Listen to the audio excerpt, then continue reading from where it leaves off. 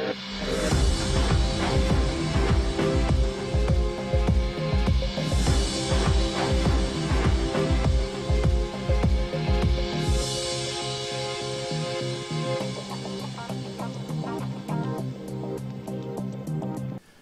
very good evening and welcome to this week's edition of the program Times Exclusive, airing on Times Network.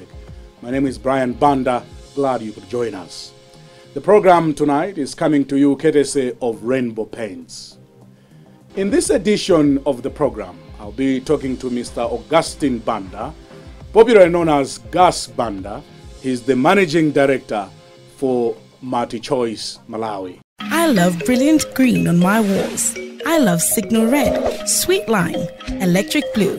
I just love golden yellow. You get all that and more at Rainbow Paints. Imagine a water-based paint that is water resistant. Imagine a paint that is absolutely washable to remove dirt. And it guarantees you 10,000 cleaning scrubs over its lifespan without losing its luster.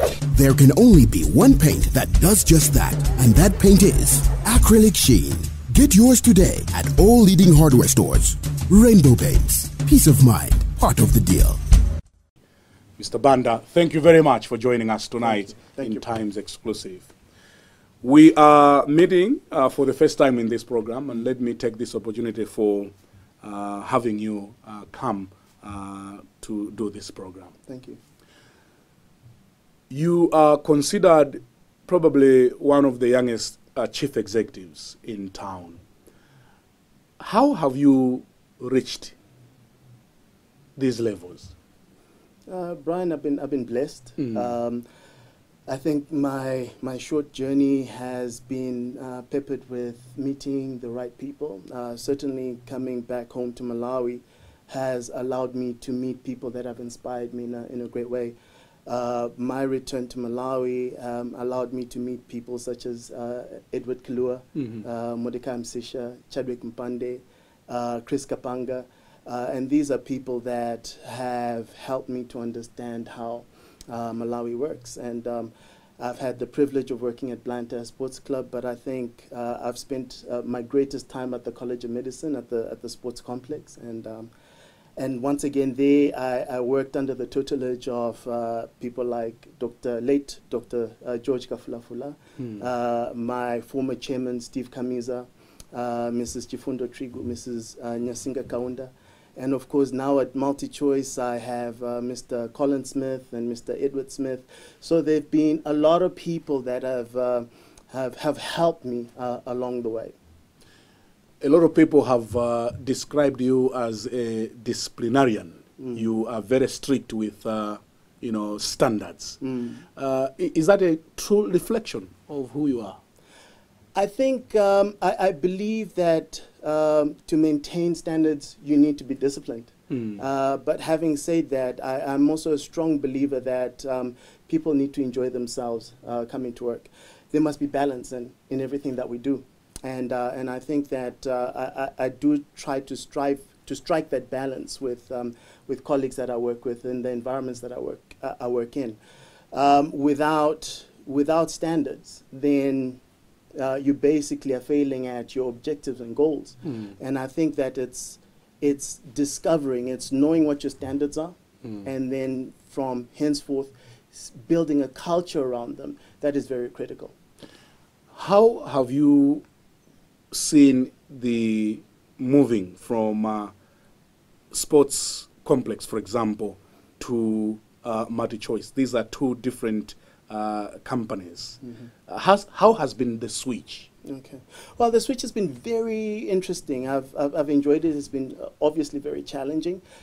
In the roles that I've played, of course, there's always been a really big element of management in them, and then some sport. My background is sport performance, of course, looking at human performance. But I also have a background in management. So I'm an HR person. So it's been very different. MultiChoice is a different business altogether. But essentially, business principles are always the same in whichever sector you go in. And I think that what we then do is learn from that sector what their main focus is on. We begin to learn and adapt. And that's what I've been doing since walking into the business. It's been an amazing journey. It's been a challenging journey. But again, like I said, so I'm a strong believer in learning from others. And I've spent a great deal of time talking to people in similar positions and learning from them. And you know, one person that has also been quite influential in just helping me as she stepped into her role at Old Mutual is Mrs. Edith Gia. So, you know, I depend a lot and talk a lot to people and learn from them. And I think that's what's made it a little bit easier to get going in the new position that I'm in. I have been to MultiChoice myself many times. I come to see you regularly. I've seen that there is a crop of young employees. Is that challenging for you to manage that, you know, kind of employees? So that demographics is challenging because they're young, and of course we have to raise them and build them up. There's advantages and disadvantages to everything. What we've opted to do at MultiChoice is to find young people and begin to build a culture around them. And we believe that it's easier that way. Having said that, we also have the old-timers that are within the business who offer wisdom and who offer direction as well. But the youth in the business, certainly, it was a strategic objective for us to go out and seek them out, largely because we believe that the business needs to have energy, we need to have fresh ideas. And I'm also a strong advocate for the youth. I totally believe that if given the opportunity, the youth can turn things around, can change things. And I think that as a business here in Malawi, we're seeing that working to our advantage. The disadvantage is that, you know, they're young. So sometimes focus is going in different directions. And as leadership within the business, it is our responsibility to sort of get them back in line and move them in the right direction. So can young people like yourself become good leaders? So I think, Brian, you know, like I said in my opening statement, I've been really lucky to have met the right type of people. I have learned so much, and just seeing people that have done it before me, learning from wise people. I think that if the youth are given the opportunity, they can learn, they can drive, and they can make a difference, a huge difference. I believe that with mentoring in place, they can do amazing things for a business, for a country, and we see that within our own business as well. Now, there's been a talk of young people, you know, taking position. Is this the stage where we are, or there is more that needs to be done? So my thoughts on that are that I believe that the time for the youth is coming. The majority of our population is within the youth bracket. That means that from a productive point of view, those are the people that we should be really leaning on and raising leaders for the future.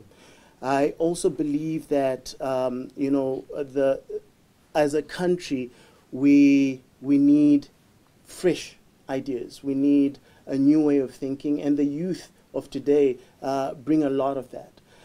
You're calling me young, but in our business, they look at me as an old-timer. Okay. And I see it with the young guys and the ideas that they have and the ideas that they run with, that there's certainly a different perspective from the generation that's coming up now. And I think that's exciting. So can they be trusted, the young people? We have a young man looking after the northern region, a young lady, all below the age of, I believe, 33, looking after Lilongwe. Our youngest member of EXCO is 23 years old. You often talk to Kera Suti. She's responsible for corporate affairs and PR. She's only 25. We have entrusted very young people, and it's not the norm to take care of immense assets and take on great responsibility. And so far, what we've seen is that the payback has been good. They've taken on the responsibility, they've run with it. If given the opportunity, and if they truly understand the responsibility that they have, I do believe that youth can do immense things for any business, for any country. Let's talk about MultiChoice, the company that you're running. Yes, sir. What is your core business? So entertainment, video entertainment, and that's a big part of our business, and of course, enriching lives. And we take that just as seriously as we do entertaining people. And enriching lives basically means that we are looking out for areas and gaps where we can uplift people and improve lives. So you're not in filmmaking, isn't it? Filmmaking is a big part of what we do. It's part and parcel that falls. It's part and parcel of what falls under the entertainment bracket. So one of the biggest things that we've began to do of late is investing in local content. And the exciting news about local content is that we're seeing it. So obviously our best product is football. But we're beginning to see that in some markets, local content is quickly beginning to compete with sport. And I think that we're on the right path. So obviously we have DSTV and GoTV, and we are now offering DSTV Now and Showmax. And having spoken of the youth, it's the same youth that are within Malawi beginning to come up with ideas on how to better deliver. So we are strategically partnering with TNM to deliver DSTV Now bundles in the near future. We're working with FDH to improve our service. So there's a lot that we do around the products that we offer. But on local content, in March, we will be hosting Zambezi Magic, and they will be coming to meet filmmakers within Malawi to see how best we can take Malawian stories onto the DSTV and GoTV platforms. Your biggest threat, others have said that it's Netflix, and it's slowly coming to Malawi. Yes. Are you worried? No, not at all. Mr. Banda? Look, so we're not in the business of undermining any competition, but what we have found with Netflix is that the tendency is they complement our services. So what people do is they'll have DSTV and then they'll have Netflix. We are developing a platform that is competing and is competitive to Netflix, and that is, of course, Showmax. Okay. And so as far as we're concerned, I think we are very measured in the way that we are approaching business in Africa, business in Malawi. We believe that the platforms we offer now in the medium term will suffice, but we also do know that over the top is the way to go, and that is why we're building around DSTV Now and Showmax going forward. Both are very exciting products. So we are going to have another version of Netflix in Showmax. So I don't want to call it another version. I believe that we're unique. Okay. So Brian, just to give you Yeah. some background. I mean, we are in the world. MultiChoice is the second pay TV service. So we've been around for a very long time. We've been in the continent for a very long time. We're in 50 countries in Africa.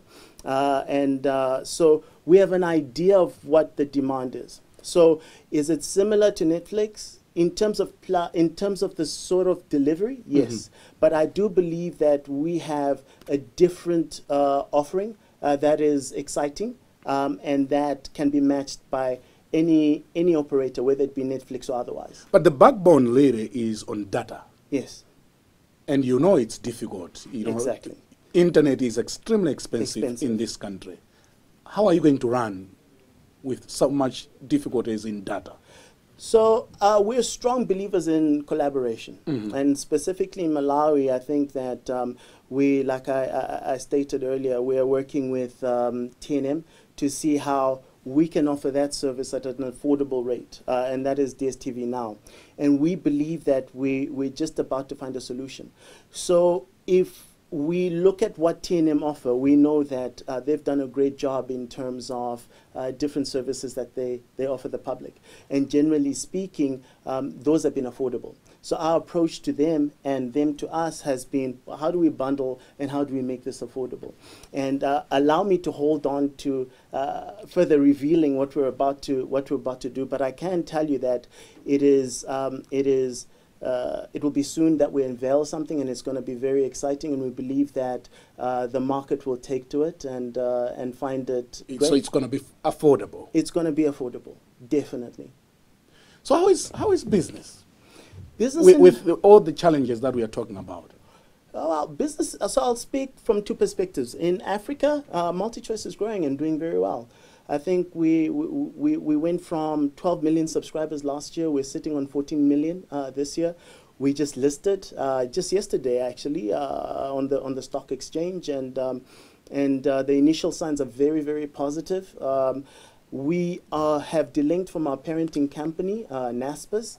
And we do believe that as far as Africa is concerned, the future is bright. So if you look at the world in its entirety, people generally spend around 2.5 hours watching TV. In Africa, people spend about 4.5 hours watching TV every single day. And of course, we have this booming youth population right across the continent that enjoys. But the booming youth, they are always on the go. They don't sit and watch TV. That's right. They are watching TV or probably whatever they're watching on their smartphones. That's right. So is that how Showmax is coming in? Showmax and DSTV now are there to address those two issues. Tell me about DSTV on the phone. Okay, so basically, DSTV now allows you to watch our content anyway, anytime, as long as you have data. So it can be on your laptop, your iPad, or your smartphone. And basically, what we're doing then is we're allowing you to download through again the other platform, Showmax. We're allowing you to catch on to content at a later stage. And this can be done via all the smart apps that we've just spoken about. So it's already there? It's already there. We're just now taking it to market and bringing greater awareness on the same. Okay. So I hear you can also watch on 3 or 4 platforms via one subscription? Yes, you can. So now we're looking at that business practice, and we're seeing how best we can improve it, and it's something that at the moment we've rolled back to restudy, and then because we want to provide great entertainment at all times, it's something that we will bring back to the public as well. Let's talk about the local content. You talked about it briefly. We are not seeing much from, for example, Malawi. What is the problem? So I think one of the things that we do know is that in terms of the standards that are required by our colleagues on Zambezi, our colleagues on any one of the channels, whether it be Mnet or otherwise, they're very high. And what we are seeing is that we in Malawi need to raise our standards. So we began our engagement with local filmmakers mid last year, and we've already had 3 engagements. We're about to have the final engagement, and in this final engagement, we will now select a couple of local producers that will then produce content for Zambezi Magic. Having said that, it's not that the industry is failing. I mean, if you look at Shamjoya, he's done an amazing job, and he's won several awards already for his work.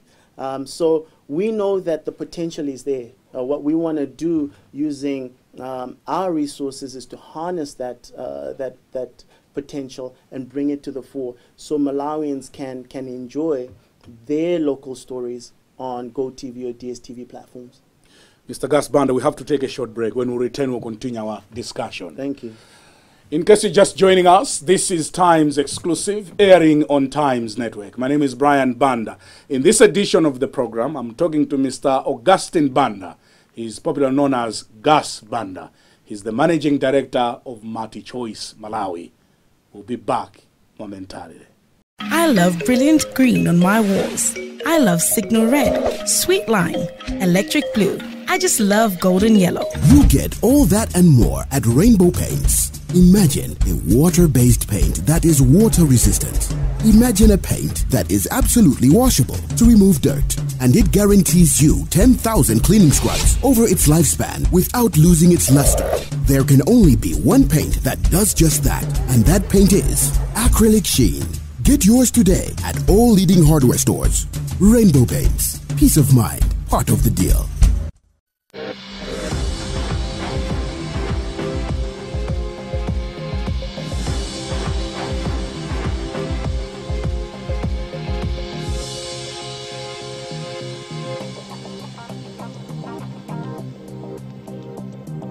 If you're just joining us, this is Times Exclusive, airing on Times Television.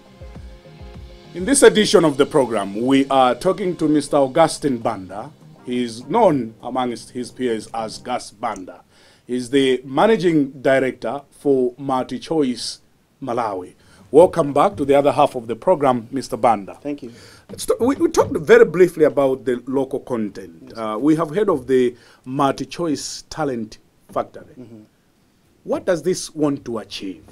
So again, I think we want to look at Malawi. We want to look at telling our stories. Brian, the reality is there's a lot that's going on within our country. There's a lot that has happened in years gone past that we do not know. And MultiChoice Talent Factory is about harnessing young minds and growing those minds in order for them to go back to their countries and be able to tell those stories for their countries. So we have two young Malawians in Zambia that are undergoing training, and they will come back home, and they will then begin to look at how best they can tell local stories. So that's an exciting initiative by MultiChoice. It is something that we are doing as far as enriching lives is concerned, because, of course, these are not staff members. This is something that we opened to the entire country, and that has been extended to the rest of Africa. And of course, it gives them the opportunity to do what they're passionate about.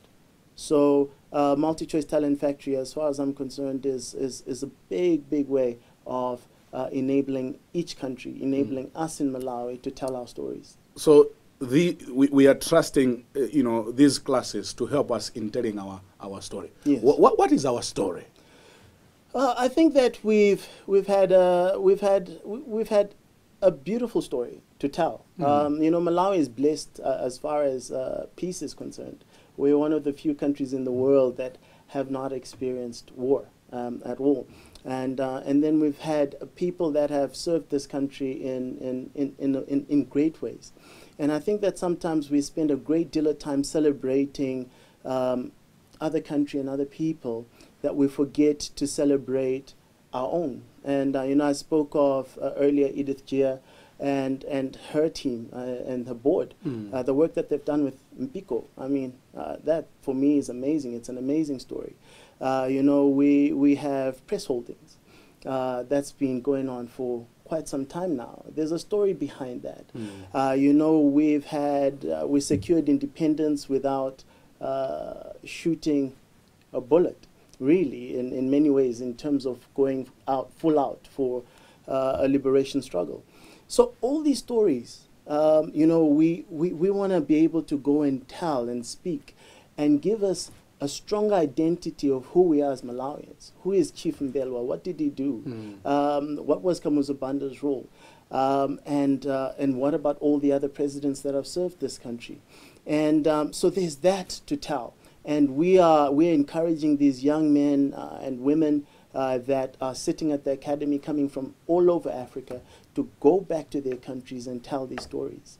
The challenge has been that to tell these stories, there is a cost to it, equipment, and these are difficult to get. And this is why I asked you earlier on, what contribution are you making to making sure that we have our stories on the screen? So as a business in Malawi, strategically for specifically Malawi, what we did was the moment MultiChoice Talent Factory came into place and the academy was put in place in Zambia, we knew automatically the challenges that you're speaking of. So what we immediately did was we began to engage Zambezi. Okay. And that is why Zambezi is coming in preparation for this industry that we're trying to grow. As these two young people are about to graduate, we will be going out and calling out once more for two more to go into the academy this year. So a call out will be done soon via the press, and of course all Malawians are encouraged to come in and apply and see if they can make it to the academy. It's fully paid for. And we do take care of them as far as going to Zambia and back and visiting their families, and I think that it's intensive, but it's exciting, and so that's what we're doing as far as. So when Zambezi comes, they will be able to help our film producers with technical expertise and maybe financial expertise. Exactly. So what we're doing now is we're offering lighting, we're offering all the technical issues. Okay. We're offering services around that. So recently we had a workshop with Dolby, and they were looking at sound. So we've invested heavily in around the film producers within Malawi. But going further now, what we want to do is we want to begin to procure local content from Malawi to put on Zambezi. So it's been a bit of a journey. But I think it's been an exciting journey. Another story that hopefully one day we'll be able to tell. Are you optimistic? Very optimistic. I am very excited. Again, these initiatives are being done by these young people that we have in our business. And as a group, the group itself, our headquarters, is responding very positively to what we're trying to do in this country. Let's talk about the pay TV. Do you see yourself existing in the next, for example, 20, 30 years? What is the future of your business? We have now seen a lot of competition coming in. What makes you stand out? We see ourselves existing for the next 50 to 100 years. 100 years? Yes, Brian. And the reason I say that is because I think that we've always been ahead in terms of cutting-edge technology. Remember what I said, we were the second pay TV service in the world when we kicked off in the 80s. And we've been ahead in terms of technology. So people are very aware that, for example, our decoders changed over the years, from a really big box to, and the box keeps getting smaller. We went from those really big dishes, and suddenly the dishes are smaller, and for our GoTV viewers, they even use antennas now. So from a technology point of view, we literally have a department that just looks at where we're going in the next 10, 20 years, and they're ahead of the business as far as that is concerned. So that's what gives me optimism. I spoke about the watching hours as far as Africa is concerned. So we love to watch TV. We love entertainment. So we're also assured that going forward, Africa is this booming population that loves entertainment, and so that also assures us. And so we believe that it's a bright future as far as pay TV is concerned. So you're not worried about competition? Competition. They are cheaper, and sometimes they give you almost everything. You don't get that package with DSTV. So, Brian, they give you almost everything. We give you everything. I think that at the end of the day, we focus on what we want to do and what we want to achieve and what our objectives and goals are and what we have to offer to our subscribers. And we believe that we offer the best there is to offer in the world. So we measure ourselves against the likes of Sky in Europe. And those are the sort of benchmarks that we keep to. Competition is good, Brian. Competition is not bad. So even coming from my sports side, competition is what makes us improve. Competition is what allows us to, think differently. And so as far as I'm concerned, we need competition for us to do greater things, for us to develop even better. Without competition, I don't think that would be able to innovate as quickly and as fast as we have so far. So no worries at all. We actually welcome it because, like I said, via competition, you innovate. And so it's needed for us to continue to innovate. You mentioned very quickly on the listing of the on the stock exchange in South Africa. Yes, sir. What would that have? What kind of bearing is it going to have on the Malawi market?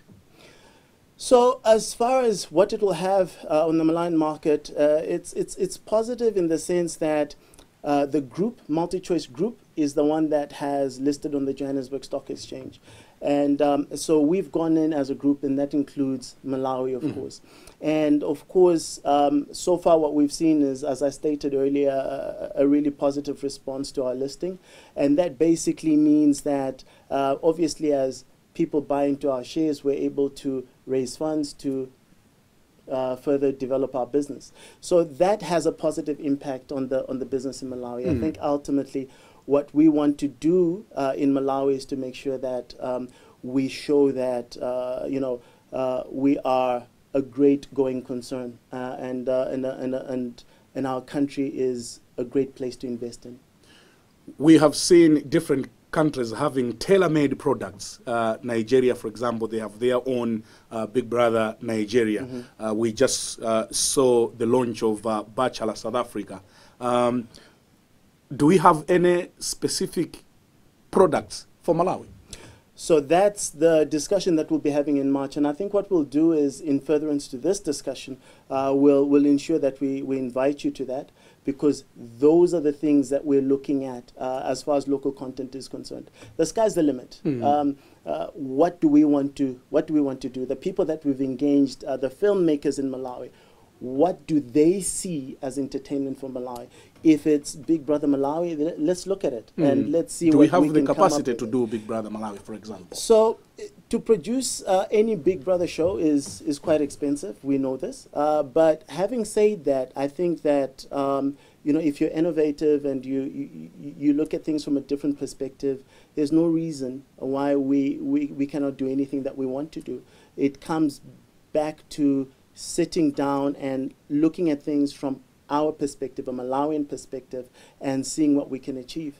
So Malawi has potential to do our own products fit for Malawi market. What does it require then? I think creativity, commitment, hard work, discipline, standards, and I think that all of these things will produce great local content for Malawi. I think that we need to move in terms of mindset. Rather than waiting for someone to reach out to us, we need to be aggressive and begin to reach out. I'm glad you have talked about the mindset. You have lived in Zimbabwe, Botswana, and South Africa.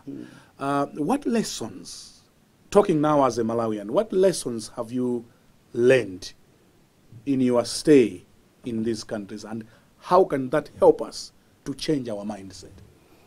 So, Zimbabwe, from the Zimbabweans, I think you learn the essence of hard work. They're hard workers. They're very sharp. And I think that one of the things that we possibly could learn from them is, how to improve on whatever product you have. They just have the capacity to just build on a solid foundation and then grow a business from that perspective. Botswana is different. Essentially, women. There's a lot of powerful women in Botswana and great leaders in Botswana, and I think that women are very respected in Botswana. And they thrive. They thrive in almost any sector, in every sector, and I think that's something that we can learn from Botswana. South Africa, everything is a mad rush. You're eating on the go, you're working on the go, and I think that is why there's so much that happens in there. there's no lunch hour. If there's lunch, you're eating and working, and you're having meetings while working. They're very productive, is what I'm trying to say. And I think that I truly admire that about them. The work environments I've been in have been about delivery. And when you look at MultiChoice, which is a South African based company, we're measured every day. We are constantly looking at how we can improve and innovate every single day. And I think that those are the things that we can learn. Having honest, direct discussions with each other could go a long way in lifting us up. So, of course, as a culture, Tilindulem, and of course, you spoke to it earlier on, when we speak directly to each other in a direct way, it's looked at as confrontation. And I think that those are some of the things that maybe do not allow us to really go forward because we do not have open and frank discussions. Our economy is considered small. You are sitting, for example, in your board meetings with economies in Nigeria and South Africa. How do they rate us when you meet?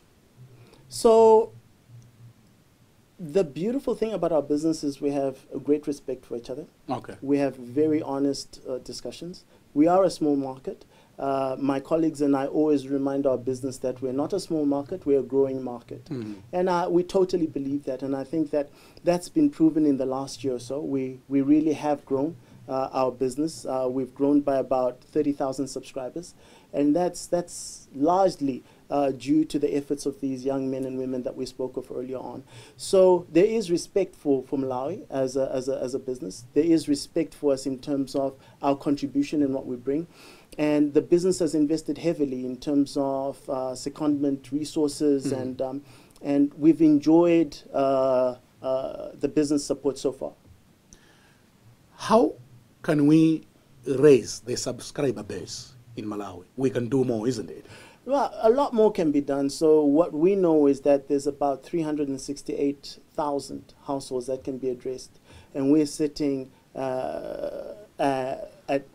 we're not yet there at 368,000. Yeah, but for them to connect to MultiChoice, for example, DSTV, they need to have an extra, exactly, money. Yeah. So how can we, improve the economy so that people can have extra money to pay for a subscriber TV? So it goes back to how we look at our nation, how we look at the resources that we have and how we use them.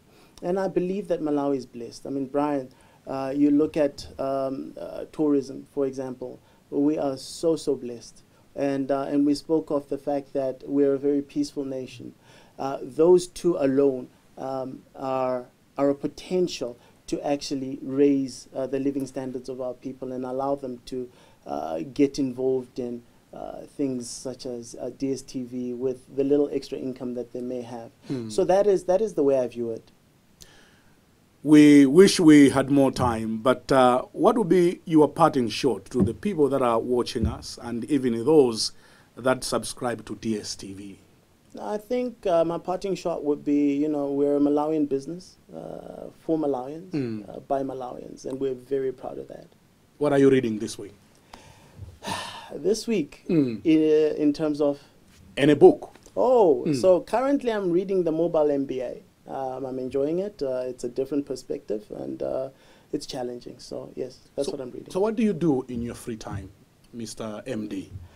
I work a lot, Brian. I can see. I can see that. So in my free time, I think I do enjoy reading. I do spend some time in the gym in the mornings, so I still enjoy that. I ride on the weekends, and once in a while I will spend time with family. So I have to be more balanced, especially on the family side. But the family has been very patient with me. What would you tell young people like myself who would want to be managing directors one day? What is the secret? I was told by my godfather when I was 21 years old. He asked me what I wanted to become, and I told him at 21, I said I wanted to become a general manager. And he said to me, so when is that going to happen? And I said to him, well, when it happens, when I'm appointed. And the thing he said to me that stood out was, you begin to become what you want in the future today. So we need to behave like GMs, like MDs, like CEOs, no matter what our circumstances are, at whatever age, at whatever circumstance we find ourselves in today, in preparation for the future. That would be my advice. You probably have met so many challenges to be where you are. What has been your passion? What has kept you going, Mr. Banda? My children. Your children? I love them dearly. So I've been privileged. I think my parents did a great job of looking after and supporting me. But I think I would fail if I gave less to my children than what I received. So that has been my driving force. What is our final thought? What is the future of MultiChoice? You said you'll probably be here in the next 50, 100 years. With all the discussion that we have had, you are still optimistic? Yes, very much so. Very much so. We've got a very young team. That's a huge advantage. So when some of us are retiring, these young men and women will be in their 30s, and they will know that business in more ways than I probably will know the business by the time I retire. They will take that business to greater heights and greater lengths. I'm very confident of that. Mr. Gus Banda, quite intriguing hearing you talk tonight. We wish we had more time. Thank you very much for coming. Thank you, Mr. Banda. Well, on that note, we conclude this week's edition of Times Exclusive. In this edition of the program, I've been talking to Mr. Gus Banda. He's the Managing Director for MultiChoice Malawi. If you have any feedback, you have something to tell us, drop me an email, brianbanda@bnltimes.com. My name is Brian Banda. Until next time, it's goodbye.